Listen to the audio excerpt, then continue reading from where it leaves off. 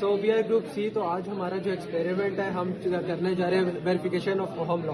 सो इस एक्सपेरिमेंट के अंदर हमारे पास जो अपैरेटस है उसमें हमारे पास पावर सोर्स है, देन हमारे पास वोल्ट मीटर है, रेजिस्टेंस बॉक्स, एम मीटर और कनेक्टिंग वायर्स एंड ये सब है। तो हम लोग अब स्टार्ट करेंगे। तो स्टार्टिंग ये है कि हम लोग हमेशा वोल्ट मीटर को लगाते हैं पैरेलल में, एंड देन जो एम मीटर है उसको हम लगाते हैं सीरीज में। सो अब हम लोग इसको फाइंड करते हैं जो हमने वैल्यूज़, और हमने इस एक्सपेरिमेंट के लिए जो हमने फाइंड किया जो हमारे पास वैल्यूज़ है उसमें हमने लिया रेजिस्टेंस 300। सो हम लोग पहले रेजिस्टेंस 300 कर लेते हैं और देन अब हम लोग पावर सप्लाई लेते हैं। सो अब हम लोग पावर सप्लाई स्टार्ट करेंगे।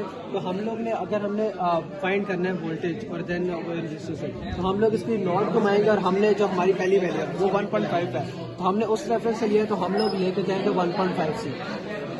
जब हमारी वैल्यू 1.5 पे आ जाएगी तो हम लोग ने जो हमारे जो एम मीटर में जो करंट आया वो हमारे पास है 0.0062 एम्पेयर।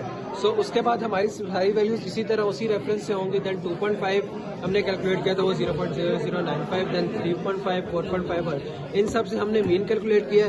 देन मीन को हमने यूज़ करके स्टैंडर्ड एरर कैलकुलेट किया। स्टैंडर्ड एरर का हमने फार्मूला लगा के, और देन उसी स्टैंडर्ड एरर से हम लोग ने परसेंटेज स्टैंडर्ड एरर, और देन परसेंटेज स्टैंडर्ड एरर के साथ साथ हम लोग ने कुछ कैलकुलेशंस फाइंड किया जो कि हमने यूज़ किया। ग्राफ जो एक्सेल का ग्राफ है उससे रिलेटेड हमने y = mx निकाला है, एंड देन y = mx से हमने m ग्रेडियंट, जो m ग्रेडियंट है उसी को हमने यूज़ करते हुए हमने R की वैल्यू निकाली है। तो हमारे पास 2.85 हमारी यहाँ से वैल्यू आई है, जबकि हमारा जो रेजिस्टेंस हमने लिया था वो हमारे पास 300 था, और जो हमारी कैलकुलेटेड वैल्यू है, जो हमारी कैलकुलेटेड वैल्यू है वो हमारे पास आई है कैलकुलेटेड वैल्यू 262। तो देन हमारे पास जो डिफरेंस है वो बहुत ही माइनर सा डिफरेंस है 2.20%। तो इसलिए हमारी ये और सारी कैलकुलेशंस है, you can see, so that's it.